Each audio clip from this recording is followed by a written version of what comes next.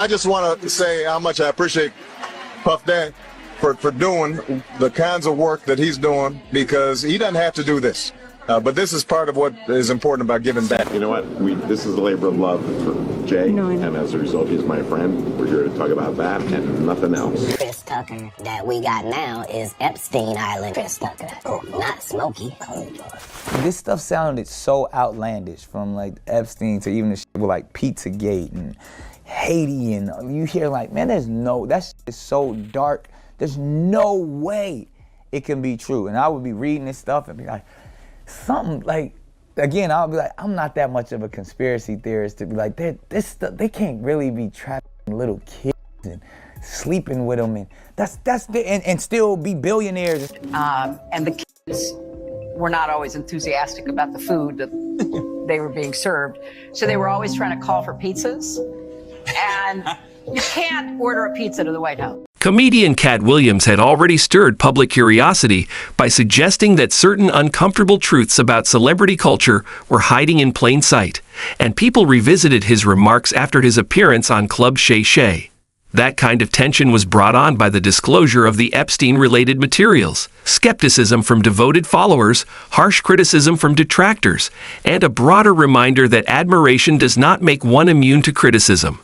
In one instance that sparked online discussion, an unidentified accuser linked Jay-Z to a purported incident that occurred in the mid-1990s, while he was still making a name for himself as a rapper. Critics noted that business networking frequently starts long before mainstream success, meaning proximity and opportunity are not always as clear-cut as timetables suggest.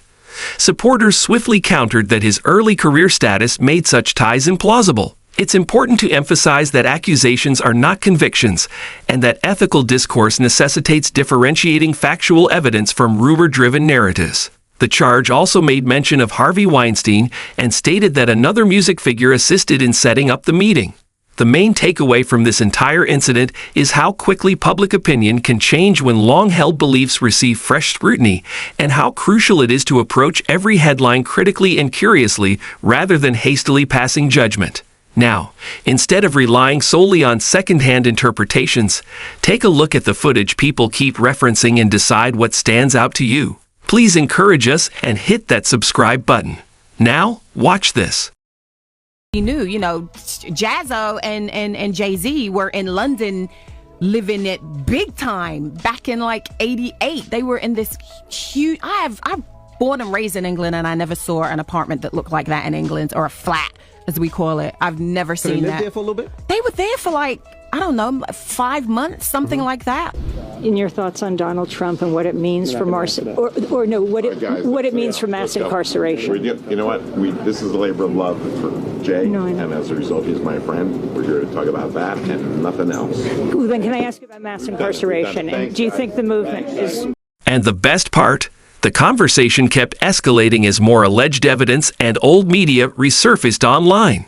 Although it's important to remember that online films frequently lack complete context and verification, reports began to circulate regarding a number of old party movies and images featuring well-known musicians, including material that some claim shows Jay's attending private parties that sparked curiosity years later. Older photos of him with Harvey Weinstein at C and Diddy Combs' birthday party were also reposted by some users, reviving conversations about the social overlap between the entertainment, fashion, and film sectors. Fans debated if previous industry comments were warnings or merely personal spats, as older 2018 commentary videos citing conflicts between key musicians reappeared around the same time. The broader discussion continued after leaked Epstein flight logs and documents had already drawn attention to a number of public figures, such as Naomi Campbell, whose name was found in flight logs connected to early 2000s trips, even though this does not prove misconduct. Emails and rumors of modeling industry recruiting were also mentioned in online forums. However, many of these claims are still unsubstantiated and hotly contested in the media. What this situation really shows is how fast public perception can shift when old material, court documents, and social media speculation collide, and how audiences now question power networks far more openly than before. So take a look.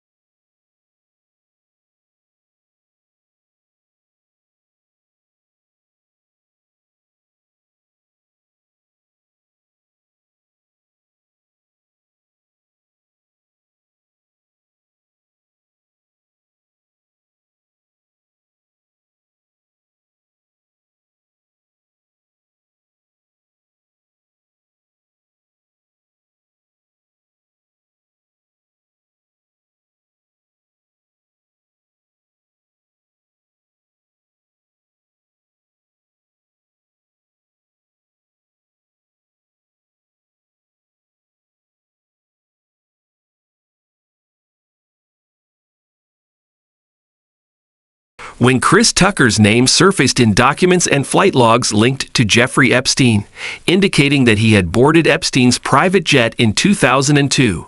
Numerous additional discussions began to take place, since the same aircraft had been used for other high-profile trips, particularly ones connected to Epstein's now famous properties. The flight immediately attracted notice. Tucker's reps clarified that he was traveling with prominent people, including former President Bill Clinton and actor Kevin Spacey, on a humanitarian tour to Africa focused on AIDS awareness and charitable endeavors. Public opinion, however, was divided. Some observers questioned the situation, while others stressed that being noted on a flight log does not always indicate misconduct. As previously shared images of Clinton at one of Epstein's homes reappeared online. The conversation heated up and sparked larger discussions about who knew what at the time. It's important to keep in mind that proximity by itself does not equate to participation, yet inadequate information frequently fosters distrust. Viewers analyzed Tucker's body language and speech when he eventually addressed the issue, reading his uneasiness differently. Some regarded it as a natural reaction to delicate concerns, while others perceived it as discomfort under pressure. A further dimension was added by the fact that comedian Katt had previously attacked Tucker's affiliations, comments that were initially dismissed by many as industry competition.